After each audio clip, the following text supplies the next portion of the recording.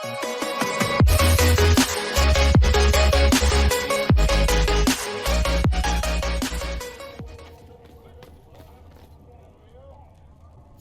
Fiona and her malcontents are joining us as allies, we need to be prepared. Abominations are inevitable. Cullen doesn't have enough Templars to handle incidents. Some of the rank and file need to be trained. The last thing we need are abominations running amok. I knew you would have a proper grasp of the situation. I'll have a word with Cullen. We are reliant on his people, absolutely. There has never been a greater threat to mages than the Breach. Until it is closed, no one is safe. I'm glad that one of us has confidence in the Templars. It is not a matter of confidence. Reality does not change based on feelings. Magic is dangerous, just as fire is dangerous. Anyone who forgets this truth gets burned. You're preaching to the choir, Vivian. Tell me something. As you will no doubt have a hand in shaping it, what future do you see for mages? The circle has to be restored if we want to keep the peace. That's comforting to hear, but you'll find opposition to the idea even among friends. It's something to consider, my dear.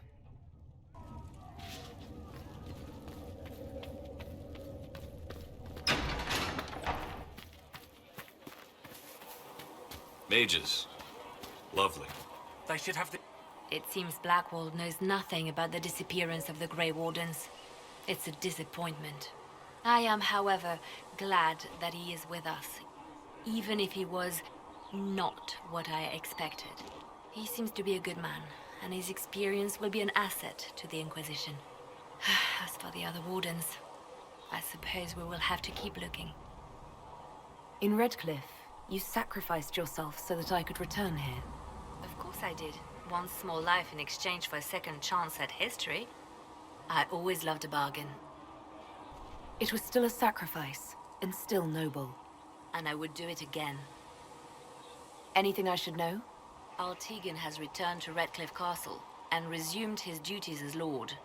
The people are returning, slowly but surely. Unfortunately, our show of support for the mages has angered many. I'll leave you to your work.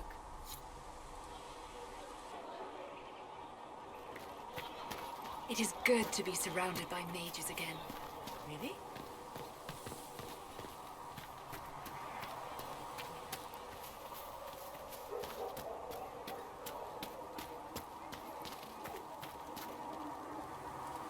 The Inquisition supports free mages. What's next? Elves running Halamsharal? Cows milking farmers? I take it you don't agree. On the contrary, I approve. Heartily. I do wonder if you've considered what this support of yours will do. For mages in general, I mean. The Inquisition is seen as an authority. You've given southern mages license to, well, be like mages back home. What would be wrong with that exactly? Nothing, at first. Thing is, the Imperium was once just like the South. Templars, proper circles, all that rot. Then it changed. By inches. Not that this is reason to oppress us. Still, my homeland should be a cautionary tale, not a source of inspiration. It occurs to me that I barely know anything about you. Beyond my being a mage from Tevinter, you mean? Beyond that, yes. And beyond my being so charming and well-dressed, which is obvious to anyone. You certainly think highly of yourself. It's true. I could be more modest, but I'd be lying. Now, what was I talking about? Ah, yes, me. I am the scion of House Parvis, a product of generations of careful breeding and the repository of its hopes and dreams. Naturally, I despised it all. The lies, the scheming, the illusions of supremacy. That's Tevinter in a nutshell, isn't it? Needless to say, my family was not happy with my choices. Why would your family be upset with your choices? Because I rejected their idyllic plan. If they had their way, by now I'd be married to some unlucky girl from a powerful family. we'd live in luxurious despair, despising each other as I waited to take my father's place in the magisterium. I declined the honor, and thus it's best I'm far from home. Less of an embarrassment that way, you see? I'm getting the impression that you don't care much for your homeland. On the contrary, I care for my homeland a great deal. There's so much potential. Sadly, we squander it. We refuse to acknowledge how far we've fallen because pretending is easier. We pretend the Qunari can be beaten. We pretend that we're superior to everyone, even our own people. Not everyone feels that way. I don't. Sadly, we're the minority. It just seems... So much of what you say about the Imperium is entirely negative. It might sound that way. For all our faults, my people have many virtues. We are laden with history and culture. Tevinter is where Thedas truly began, remember? We treasure our past and preserve it. You can walk down a side street and find nothing built during the modern ages. And despite appearances, we care. Deeply, about everything. We have no reserve, not in war and not in love. If I truly believed my homeland was beyond all hope, I wouldn't miss it so much. What did you mean by generations of careful breeding? The great families of Tevinter don't have children. They refine traits, weed out the undesirable, and promote the rest. My mother was chosen for my father because magic runs strongly in her blood. Never mind that they loathed each other. They wanted a son who could become Archon to make House Parvis the envy of the Imperium. They got me. A cautionary tale that you should be careful what you wish for. Why remain with the Inquisition? Why not go back to Tevinter? I'm not exactly welcome back home. Not that it matters, I'm quite accustomed to being a pariah. It adds to my charm. I can do more for Tevinter here. If the Venatori succeed, it'll set my homeland back 1,000 years. I'm sure some Magisters would disagree, but that's why we kill them. I think I've heard enough. That's too bad. I never tire of talking about myself. I'd like to ask you about Tevinter. Ah, yes. Everyone outside the Imperium always seems quite fascinated by it. Probably why they come up with so many ridiculous tales. Flying cows over Minrathous. That's madness. All right, that one's actually true, but the cows didn't have wings. I digress. Anything in particular you wanted to know? It seems strange that an entire empire would be ruled by mages. I find it strange that your mages don't rule anything at all. Actually, the fiction in the Imperium is that mages don't rule. The Magisterium rules. That Magisters are all mages is considered a convenient technicality. What is the Magisterium, exactly? The upper house of the Imperial Senate, and the only part worth having a seat on. Those seats are split among the circles of Magi, the Chantry, and the major families. All mages now. It's odd that outside the Imperium, you use Magister like it applies to every Tevinter mage. If you're not a Magister, then what are you called? No special title? I'm an Altus, which is almost as good as a Magister, depending on who you ask. I've never heard of an Altus. Upper class. Those families who trace descent from the Dreamers, the first prophets of the old gods. If you're a mage and you're not Altus, then you're later, lower class. If you're not a mage at all, you're Soparati. That's everyone else. We do love our fancy words. I thought the Archon ruled over the Imperium. Well, yes. Technically, he can overrule laws passed by the Magisterium, but that never happens. Even so, he gets to appoint new Magisters, which means all the families vie madly for his favor. Thus, the Archon gets invited to all the parties. The truest path to Tevinter influence, let me tell you. If it's a fiction, that means mages do rule then. Yes and no. Let me put it this way. Mages do rule, but not all mages are equal. If you're not from the right family, chances are you don't rule anything. Maybe you're even a slave. The idea that anyone could be a mage, however, keeps the masses placated. Can anyone be a mage? Technically, the potential runs mostly in bloodlines, but it's been known to happen. More importantly, commoners believe it can. Tevinter legend is chock full of mage heroes from humble origins. So they hold out hope.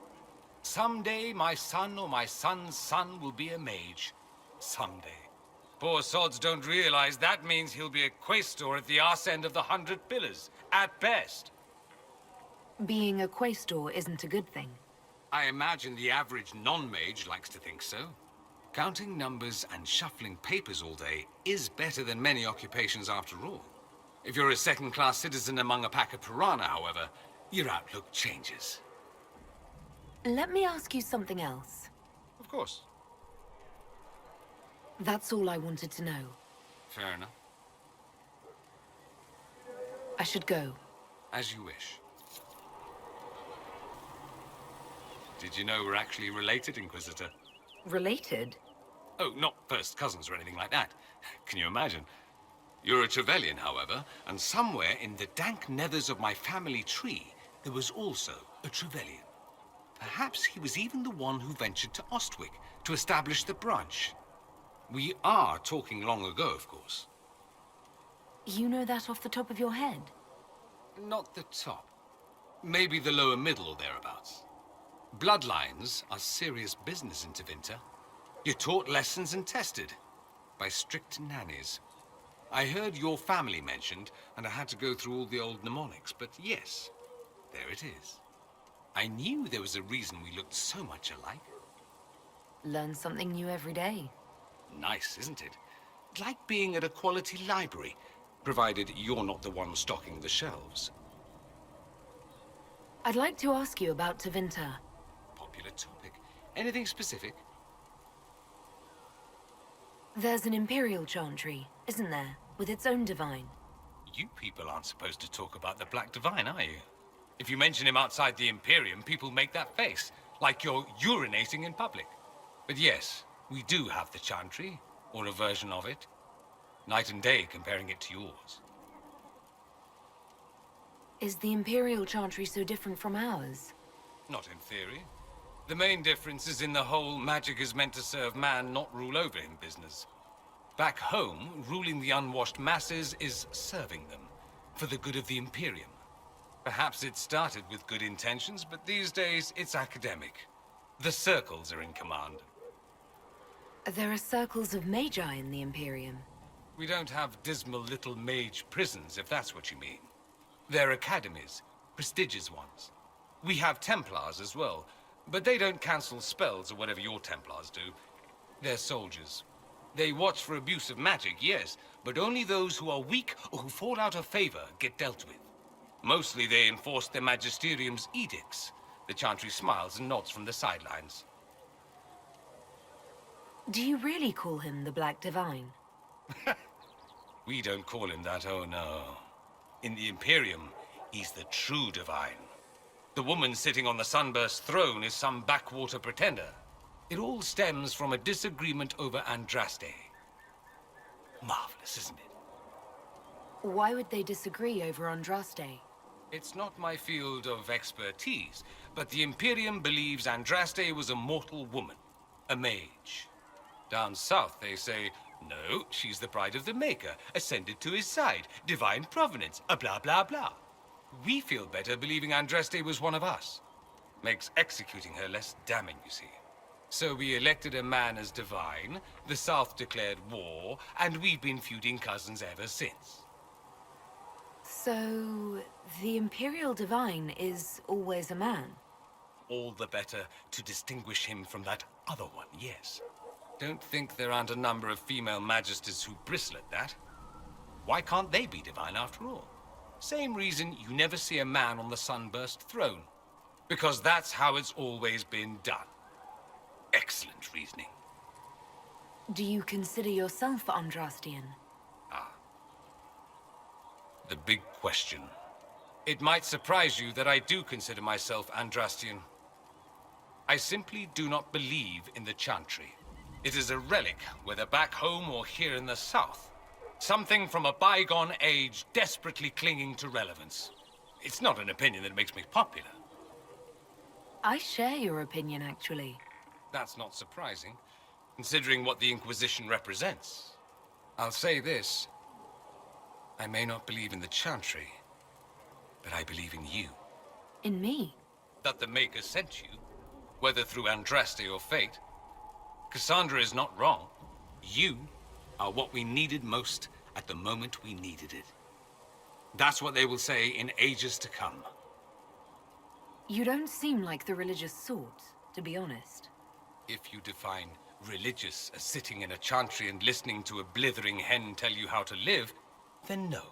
If you define it as believing in the possibility that something larger than yourself exists, then yes, by all means.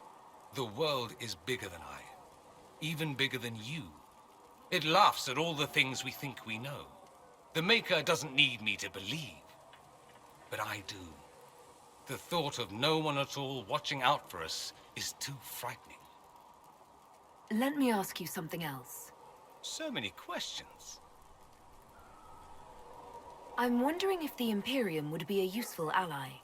I'd think you'd be more concerned whether or not they'd support the Venatori. They won't, of course. At least, not officially. They'll disavow all knowledge of dangerous cultists. Secretly, many Magisters will rejoice at the idea. And if the South falls to chaos in the meantime, all the better. It would be in the Imperium's best interest to help. Surely it could use allies. I think the Imperium gave up on the idea of allies a long time ago. We've been fighting the Qunari for what, 200 years off and on? It's a point of pride that we go it alone. They'll sneer at the South behind their silk handkerchiefs and say, "You've had it easy for far too long." Let's not forget that the Inquisition seems to be an arm of the Orlesian Chantry. Anathema so far as they're concerned. We're not part of the Chantry. The Chantry opposed the Inquisition's formation. You think that matters? Don't be silly. The Herald of Andraste. Your very title smacks of the Southern Chantry. You may as well be a heathen. I think they're far more frightened what you'll do if you succeed. Just how often is blood magic used there? Oh, not at all. Not at all. That's what any Magister would tell you. They'd be convincingly offended by the notion, too. Of course, what people call blood magic here, and what we consider blood magic, are two different things. What's considered actual blood magic in Tevinter? Blood magic isn't inherently dangerous. Using your own blood or that of a willing participant, what's the harm? The problem is that what's permitted only gets you so much power. And what if you need more? You always need more. That's where we get into sacrifices and demon summoning. None of that is done. Not officially. Behind closed doors, it's a different story. Real blood magic can give you an edge, a leg up against your opponents. It's safe to assume that any mage of rank does it. The rest are quietly shut out of power, to put it bluntly. You'd think the Templars would object. I imagine they did, long ago. Once, their investigations might have been sincere. Then their balls were cut off. Too inconvenient. Nowadays, only the friendless are accused. Most of them probably innocent. There must be some mages who oppose this. Of course. I do. And I'm not entirely alone. Occasionally, there'll be a Magister who makes noise, and then the reform talk begins. All very patriotic. Meanwhile, that Magister will be quietly shunned. Chances are, surprise, it's learned he was a Maleficar all along. Most learn to keep quiet. Me? I enjoy the allure of pariahhood. Anyone who talks about the Imperium mentions slavery. It's the center of the slave trade. Ah. That is true. And did you have slaves? Not personally, but my family does and treats them well. Honestly, I never thought much about it until I came south. Back home, it's how it is. Slaves are everywhere. You don't question it.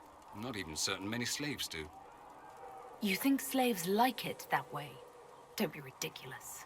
I didn't say they like it. It's all most of them know.